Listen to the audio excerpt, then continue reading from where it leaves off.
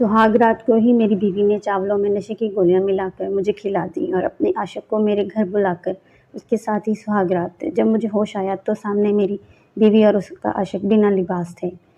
नाज़रीन, अगर आपको हमारे इस चैनल की हर स्टोरी सुननी है तो चैनल को सब्सक्राइब कर दें। शुक्रिया। मेरा नाम फरहान है और मैं एक पढ़ा लिखा लड़का हूँ। ख़ानदान और मोहल्ले की हर लड़की मुझ पर मरती है, लेकिन मैं जिस लड़की का दीवाना हूँ उसे हासिल करने के लिए मैंने बहुत मेहनत की है, मगर उसे हासिल करके ही मैंने दम लिया। कुछ माह पहले ही मैं अपने घर वालों के साथ एक नए मोहल्ले में शिफ्ट हुआ और मुझे एक लड़की से प्यार हो गया। प्यार भी इस कदर कि उसे हासिल करने का जुनून मेरे सर पर सवार हो गया और मैंने हर हद पार करते हुए उसे अपना बनाने का फ़ैसला किया।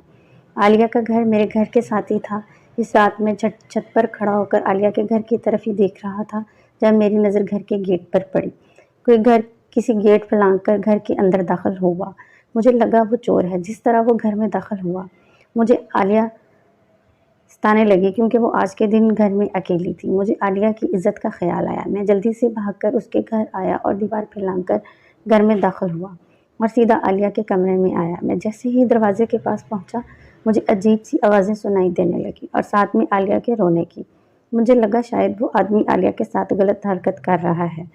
मैं दरवाज़ा तोड़ने की कोशिश करने लगा, मगर दूसरे ही लम्हे किसी ने दरवाज़ा खोला। सामने आलिया खड़ी थी और वो रो रही थी। तुम ठीक हो ना आलिया? कमरे में कौन है? मैं कमरे में दाखिल होने की कोशिश करने लगा, मगर आलिया मेरे सीने के साथ लगी और रोने लगी। उसे रोता हुआ देखकर मैं मज़ीद घबराने लगा और उसे बाहर ले आया। क्या बात है, तुम रो क्यों रही हो? मैंने नरमी से पूछा। मुझसे शादी करोगे फरहान? वह मेरी जानब देख कर बोली। मैं चूक कर उसकी तरफ देखने लगा। वो मुझे एक बार मुस्तरद कर चुकी थी, इसलिए मुझे अब हैरानकुन लग रहा था। हाँ, मैं तो कब से तैयार हूँ, एक तुम ही हो जो मुझे मुस्तरद कर देती हो। मैं शिकवा करते हुए बोला। अब नहीं करूँगी, कल रिश्ता लेकर आ जाना।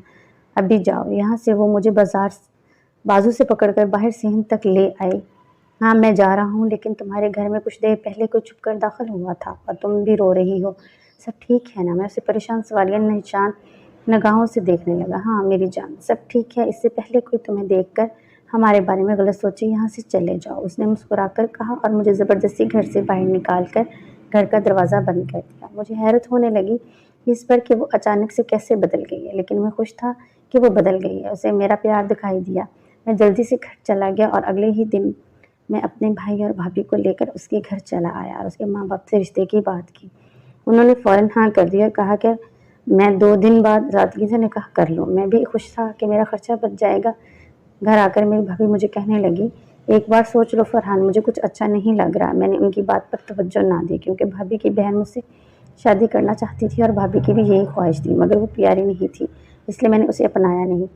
मेरी बारात वाले दिन मेरे दोस्त मुझे कहने लगे, अपनी आँखें और कान खुले रखना, तभी तुम कामयाब रहोगे। उनकी ये बात सुनकर मैंने इसे नज़रअंदाज कर दिया, क्योंकि वो हर बार मेरी होने वाली बीवी के बारे में गलत बातें करते थे। आलिया बहुत खूबसूरत लड़की थी, इसे देखकर इंसान के होश उड़ने लगते। दिन के वक्त हमारा निकाह हुआ और मैं अपनी दुल्हन लेकर अपने घर चला आया। घर मेहमानों से भरा हुआ था। मेरी बीवी अपने कमरे में थी। मैं दिल चाह रहा था मैं दिन के वक्त ही उसके पास चला जाऊँ, मगर ऐसा होना नामुमकिन था। मुझे रात का इंतज़ार करना था। लोगों के हजूम में मेरी नज़रें एक लड़के पर पड़ी। उसे देखकर मुझे ऐसा लगा जैसे मैंने इसे पहले कभी देखा हो, मगर याद नहीं आ रहा था कहाँ पर।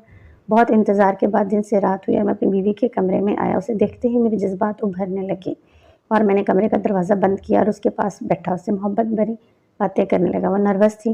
मुझे लगा सुहाग रात की वजह से नर्वस है, क्योंकि हर शरीफ लड़की ऐसे ही घबराया करती है। बातें करने के बाद मैंने जैसे ही अपना चेहरा उसके चेहरे के नज़दीक किया ताकि उसके साथ अपना रिश्ता बढ़ा सकूँ, उसने फ़ौरन अपना चेहरा पीछे कर लिया। कहने लगी, मुझे भूख लगी है, मैं किचन से कुछ खाने को लाती हूँ, तुम रुको मैं ले आता हूँ। मैंने कहा, नहीं रहने दो, ऐसा करते हैं हम ये चावल खा लेते हैं। उसने सामने रखी 2 चावलों की ट्रे उठाई, छोटी वाली मुझे दे दी और कहने लगी, ये चावल खाओ, मुझे भूख नहीं है। मैंने कहा, मैं नहीं खा रहा, तुम खा लो। मैंने ट्रे साइड पे रखी। वो मुझसे नाराज़ होने लगी और बोली, अगर आपने चावल नहीं खाए तो मैं भी नहीं खाऊंगी। उसकी मोहब्बत भरे अंदाज पर मैं मुस्कुराया और बोला, अच्छा ठीक है, मैं खा लेता हूँ। मैंने कहा और चावल खाने लगा। मेरी बीवी भी चावल खाने लगी। मैं चावल खा रहा था कि चावल खाते खाते मेरी आंखें बंद होने लगी और मैं वहीं सो गया।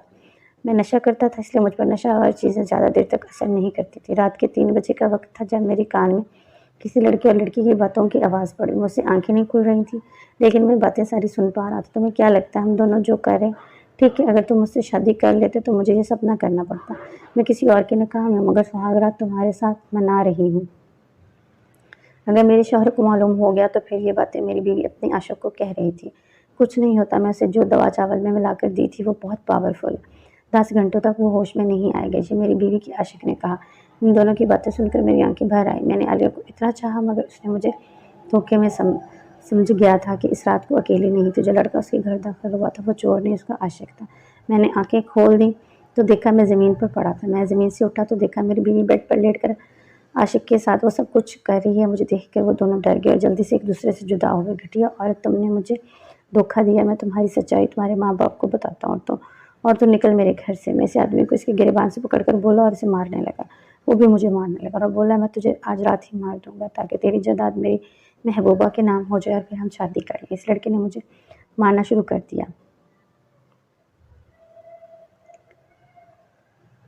مارنے لگا، اس نے مجھے دھکا دیا اور میں دیوار کے ساتھ جا لگا۔ میرا سر دیوار پر لگا اس لیے مجھے گہری چوٹ آئی اور میں بے ہوش ہو گیا۔ مجھے ہوش 5 دن بعد آیا۔ میرے پاس بھابھی کی بہن تھی اور وہ میرا ہاتھ پکڑ کر رو رہی تھی۔ میں خاموش رہا۔ اس نے مجھ سے پوچھا تمہیں کیا ہوا تھا، تمہیں چوٹ کیسے لگی تھی؟ مجھے گھر لے چلو، میں نے کہا۔ میں بہت غصے میں تھا۔ ڈاکٹر سے مل کر میں گھر چلا آیا۔ میری بیوی گھر پر ہی تھی۔ میں نے اسے طلاق دے دی اور گھر سے نکال دیا۔ میں نے کسی کو وجہ نہیں بتائی۔ عالیہ کو طلاق دینے کے بعد میں پریشان رہنے لگا تھا۔ میری بھابھی کی بہن میرا بہت خیال رکھتی۔